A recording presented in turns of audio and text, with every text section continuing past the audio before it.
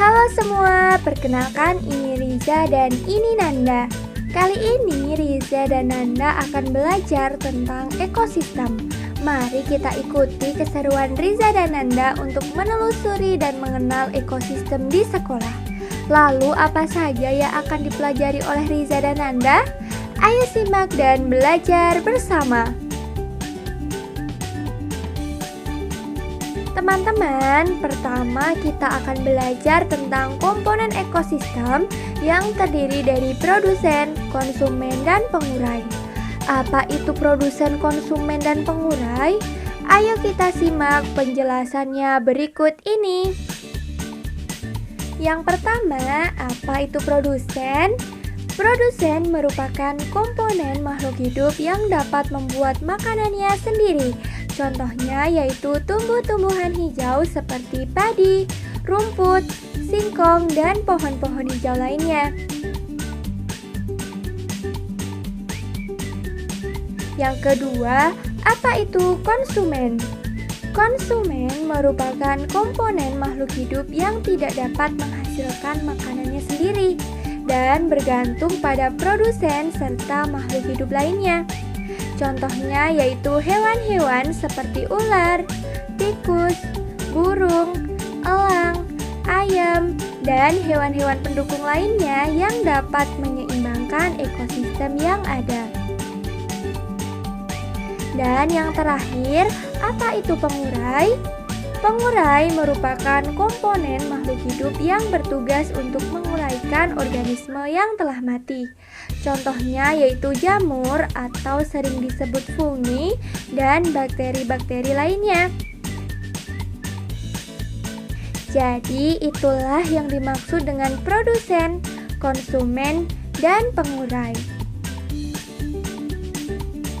Teman-teman, yang kedua kita akan belajar tentang proses rantai makanan. Apa itu rantai makanan? Rantai makanan merupakan proses antara makan dan dimakan antar makhluk hidup, dimulai dari produsen, kemudian konsumen, dan pengurai.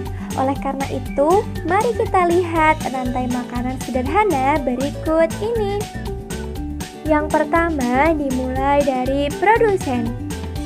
Rumput merupakan produsen karena rumput dapat membuat makanannya sendiri. Dilanjutkan oleh konsumen tingkat 1. Ulat merupakan konsumen tingkat 1 karena memakan langsung dari produsen yaitu rumput. Kemudian dilanjutkan oleh konsumen tingkat kedua. Burung merupakan konsumen tingkat kedua karena memakan ulat yang merupakan konsumen tingkat 1. Dan yang terakhir yaitu pengurai. Fungi atau jamur merupakan pengurai yang menguraikan konsumen terakhir dalam rantai makanan karena tidak ada lagi makhluk lain yang lebih besar untuk dapat memakan konsumen tingkat terakhir. Jadi itu merupakan rantai makanan sederhana dari produsen, konsumen, dan pengurai.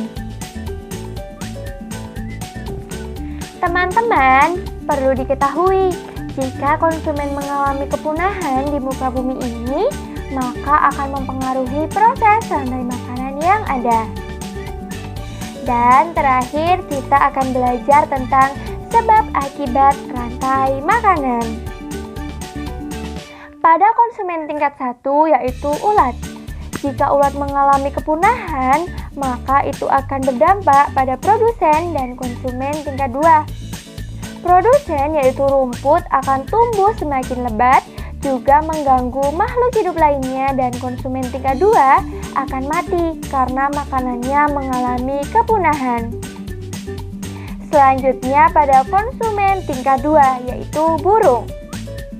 Jika burung mengalami kepunahan, akan berdampak pada produsen dan konsumen semakin berkurang, atau bahkan mengalami kepunahan karena konsumen tingkat 1 populasinya akan banyak dan memakan produsen. Dalam piramida rantai makanan menunjukkan jumlah makhluk hidup pada setiap tingkatannya dalam rantai makanan.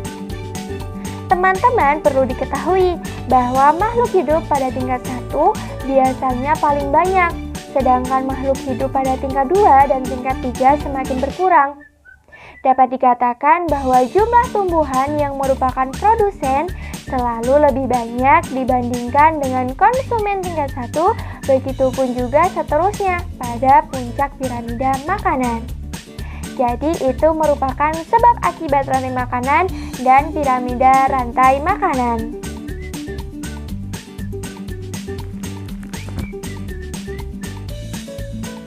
Dan akhirnya teman-teman, kita sudah belajar tentang komponen ekosistem, proses rantai makanan, sebab akibat rantai makanan hingga piramida rantai makanan.